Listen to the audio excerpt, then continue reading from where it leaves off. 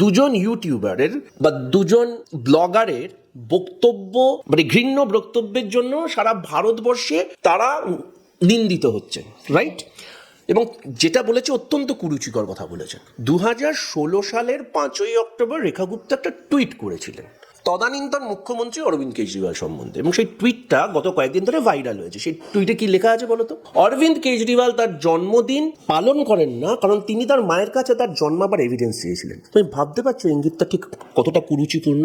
ঠিক যে বক্তব্য ওই সময় রানা বা ওই এলাহাবাদিয়া যে ছেলেটি আছে তারা যেরকম বক্তব্য দিয়েছে, এই বক্তব্যটার একই রকম নির্যাস।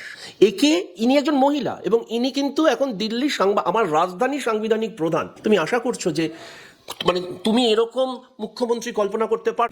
বাংলা হান্টের আরো খবর দেখতে নজর রাখুন। বাংলা খবর মানেই বাংলা হান্ট।